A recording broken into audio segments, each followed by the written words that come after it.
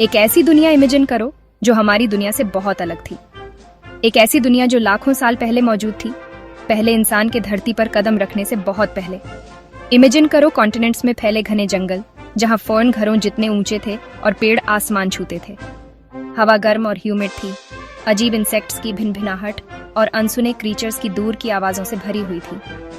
यह Cretaceous period था, एक ऐसा समय जब हमारा प्लैनेट एक जंगली अनटेम्ड पैराडाइज था। यह जाइंट्स का किंगडम था, एक ऐसी जगह जिसे अब हम एज ऑफ डायनासोर कहते हैं।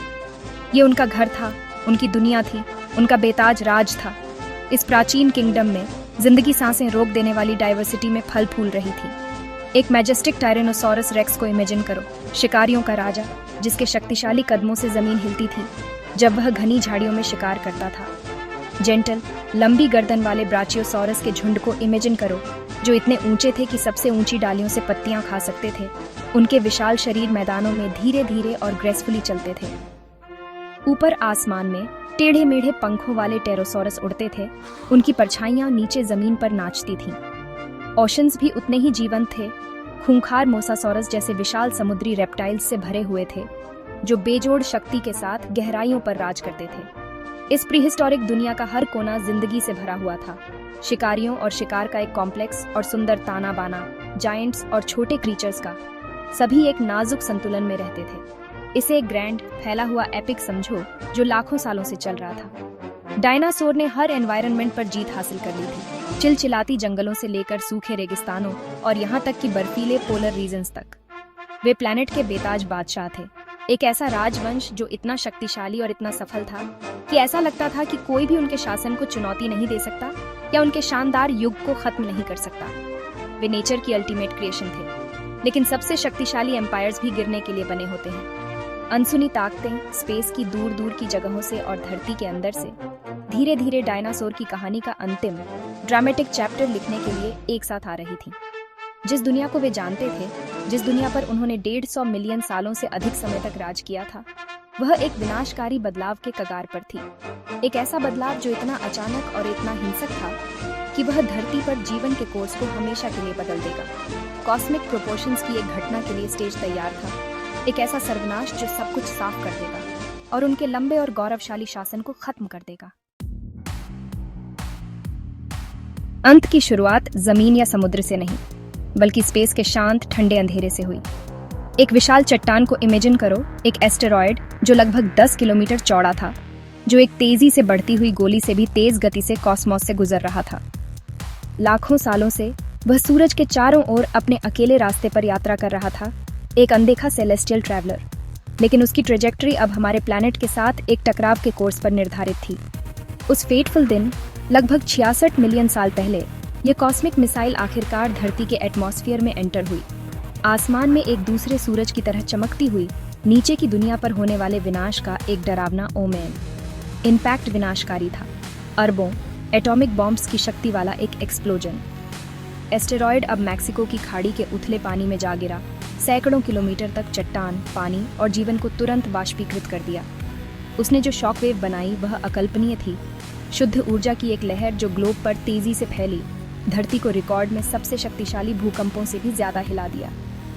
विशाल सुनामी सैकड़ों मीटर ऊंची लहरों के साथ इम्पैक्ट साइट से निकली, हजारों किलोमीटर दूर तटों पर टकराई, पूरे जंगलों और उनके रास्ते में आने वाली हर चीज को एक हिंसक पानी के आलिंगन में बहा ले गई। तत्काल परिणाम एक बुरे सपने जैसा था। आसमान जो कभी नीला था, विस्फोट की शक्ति से एटमॉस्फेयर में फेंके गए सुपरहीटेड चट्टान और मलबे से भर गया। ये मटेरियल फिर धरती पर जलते हुए उल्कापिंडों के रूप में बरसा, जिससे बड़े पैमाने पर जंगल की आग लग गई, जिसने पूरे कॉन्टिनेंट्स को आग की लपटों में घेर लिया। दुनिया जल रही थी, हवा धुएं और कालिख से भर गई, जिससे जंगलों और मैदानों का दम घुटने लगा। इम्पैक्ट जोन के पास रहने वाले डायनासोर के लिए मौत तुरंत थी। जो दूर थे उनके लिए असली हॉरर अभी शुरू ही हो रहा था। यह एक भयानक घटना, जिसे अब चिकसुलुब इम्पैक्ट के नाम से जाना जाता है, बड़े पैमाने पर विलुप्ति का मुख्य कारण थी जो इसके बाद हुई। यह एक प्लैनेटरी रीसेट बटन था, जिसे विनाशकारी शक्ति के साथ दबाया गया था। इम्पैक्ट की जबरदस्त हिंसा ने 180 किलोमीटर से अधिक चौड़ा क्रेटर बनाया और धूल और सल्फर का एक ऐसा विशाल बादल भेजा जो जल्द ही पूरे ग्लोब को ढक लेगा। डायनासोर जो कुछ ही देर पहले अपनी दुनिया के मालिक थे, अब कॉस्मिक स्केल की आपदा के खिलाफ असहाय थे। आसमान गिर गया था और वह अपने साथ एक लंबी काली रात का वादा लेकर आया था। ये आपदा शुरुआती इंपैक्ट और आग के तूफानों के साथ खत्म नहीं हुई, बल्कि सबसे बुरा आना अभी बाकी था। धूल, कालिख और सल्फर एरोसोल का विशाल बादल जो ऊपरी एटमॉस्फेयर में उड़ाया गया था, वह फैलने लगा, हवाओं द्वारा पूरे ग्लोब पर ले जाया गया। धीरे धीरे लेकिन निश्चित रूप से मलबे की इस मोटी चादर ने प्लैनेट को घेर लिया, जिससे सूरज की जीवनदायिनी किरणें रुक गईं। दुनिया को अंधेरे के एक लंबे पीरियड में धकेल दिया गया, एक इम्पैक्ट विंटर जो सालों तक चलेगा। एक ऐसे दिन को इमेजिन करो जो कभी पूरी तरह से उज्जवल नहीं होता, एक शाश्वत गोधूली जहां सूरज एक ग्रे आसमान में सिर्फ एक धुंधली अस्पष्ट डिस्क है। इस ग्लोबल अंधेरे का जीवन की नींव पर विनाशकारी प्रभाव पड़ा। प्लांट्स, सूरज की रोशनी के बिना फोटोसिंथेसिस, वह प्रक्रिया जिससे प्लांट्स अपना भोजन बनाते हैं, रुक गई। डायनासोर की हरी भरी दुनिया मुरझाने लगी और मरने लगी। जंगल बंजर पेड़ों के कंकाल वाले कब्रिस्तान में बदल गए और फर्न और फूल परिदृश्य से गायब हो गए। प्लांट्स के चले जाने से शाकाहारी डायनासोर, ट्राइसेराटॉप्स और एडमोंटोसॉरस जैसे जेंटल जायंट्स सबसे पहले पीड़ित हुए। वे एक बंजर दुनिया में भटकते रहे, भोजन के लिए भूखे रहे जो अब मौजूद नहीं था। उनका विशाल आकार जो कभी उनके प्रभुत्व का प्रतीक था, अब उनकी सबसे बड़ी कमजोरी बन गया। जैसे ही प्लांट ईटर्स भूख से मर गए, विलुप्ति की चेन रिएक्शन फूड वेब में जारी रही। मांसाहारी डायनासोर, टायरेनोसॉरस रेक्स जैसे शक्तिशाली शिकारी जल्द ही खुद को बिना शिकार के पाए। सबसे खूंखार शिकारी भी भोजन से रहित दुनिया में जीवित नहीं रह सकता। क्रिटेशियस के कभी महान राजा एक उजाड़, मरती हुई दुनिया में मेहतरों में बदल गए। उनका शासन एक शानदार लड़ाई में नहीं, बल्कि अकाल की धीमी, दर्दनाक पकड़ में समाप्त हुआ। वह जटिल इकोसिस्टम जिसने उन्हें लाखों सालों तक सहारा दिया था, पूरी तरह से ढह गया था, जिससे जायंट्स के लिए कोई जगह नहीं बची थी। मामले को बदतर बनाने के लिए धरती खुद ही विद्रोह कर रही थी। एस्टेरॉयड इम्पैक्ट के भारी झटके से दुनिया के दूसरी तरफ आधुनिक भारत में दक्कन ट्रैप्स के नाम से जाने जाने वाले एक क्षेत्र में विशाल ज्वालामुखी विस्फोट हुए। इन ज्वालामुखियों ने हजारों सालों तक लावा और जहरीली गैसें एटमॉस्फेयर में उगल दी, जिससे हवा और प्रदूषित हुई और नाटकीय जलवायु परिवर्तन में योगदान हुआ। दुनिया एक जहरीली, ठंडी और अंधेरी जगह बन गई। कॉस्मिक इम्पैक्ट और टेरेस्ट्रियल फ्यूरी का एक घातक कॉम्बिनेशन जो डायनासोर के लिए सहना बहुत अधिक साबित हुआ। इस ग्लोबल तबाही के बीच जब जायंट्स गिर रहे थे, तब सारा जीवन खत्म नहीं हुआ था। सर्वाइवल, ये पता चला, ताकत या आकार के बारे में नहीं था, बल्कि अनुकूलन क्षमता के बारे में था और कई मामलों में छोटा होने के बारे में था। इस सर्वनाश से गुजरने वाले जीव वे थे जो अराजकता से छिप सकते थे और ऐसे पोषण पा सकते थे जहां दूसरे नहीं पा सकते थे।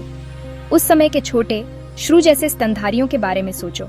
वे बिलों में रहते थे, जमीन के नीचे गहरे छिपे हुए थे, जिसने उन्हें शुरुआती गर्मी के झटके और बाद की आग से बचाया। उनके छोटे आकार का मतलब था कि उन्हें जीवित रहने के लिए बहुत कम भोजन की आवश्यकता थी। ये शुरुआती स्तनधारी साधन संपन्न थे। वे कीड़े, केंचुए और सड़ी हुई पौधों की सामग्री खा सकते थे, जो अभी भी तबाह पारिस्थितिकी तंत्र में उपलब्ध थे। जबकि विशाल डायनासोर भूखे मर गए, इन छोटे जीवों को एक टूटी हुई दुनिया के कोनों और दरारों में खाने के लिए पर्याप्त मिल गया। जीवित बचे लोगों का एक और समूह आधुनिक पक्षियों के पूर्वज थे। ये छोटे पंख वाले डायनासोर थे जिन्होंने पहले ही उड़ने की क्षमता विकसित कर ली थी। उनकी उड़ान ने शायद उन्हें क्षेत्रीय तबाही के सबसे बुरे हिस्से से बचने में मदद की होगी, और उनकी चोंच बीज और कीड़े खाने के लिए अनुकूलित थीं, जो बड़े पौधों की तुलना में अधिक लचीले खाद्य स्रोत थे। पानी में भी सर्वाइवल अनुकूलन का मामला था। जबकि विशाल समुद्री सरीसृप गायब हो गए, महासागरों, नदियों और झीलों में छोटे जीव जैसे मगरमच्छ और कछुए जीवित रहने में कामयाब रहे। पानी और जमीन दोनों में रहने की उनकी क्षमता धीमी चयापचय के साथ मिलकर, जो उन्हें लंबे समय तक बिना भोजन के रहने की अनुमति देती थी, ने उन्हें एक महत्वपूर्ण लाभ दिया। वे कठोर जीव थे, वे जो लंबी सर्दी और प्रदूषित वातावरण का सामना कर सकते थे, दुनिया के ठीक होने और सूरज के फिर से चमकने का इंतजार कर रहे थे। तो क्या सभी डायनासोर सचमुच मर गए? आश्चर्यजनक जवाब नहीं है। डायनासोर की एक वंशावली सर्वनाश से बच गई और वे आज भी हमारे साथ हैं। ये बचे हुए पक्षी हैं। हर कबूतर जो आप शहर के चौक में देखते हैं, हर गौरैया जो आपकी खिड़की के बाहर चहकती है, उन छोटे पंख वाले डायनासोर का सीधा वंशज है जो महान विलुप्ति से बचे थे। वे जीवित डायनासोर हैं, एक खोई हुई दुनिया की एक निरंतर सुंदर याद दिलाते हैं। डायनासोर के शासन का अंत एक पूर्ण अंत नहीं था, बल्कि एक परिवर्तन था। ये एक दुखद हिंसक घटना थी जिसने मंच को साफ कर दिया, जिससे छोटे विनम्र स्तनधारियों को अंततः छाया से बाहर निकलने और अपनी यात्रा शुरू करने की अनुमति मिली, जिससे अंततः हम तक पहुंचे।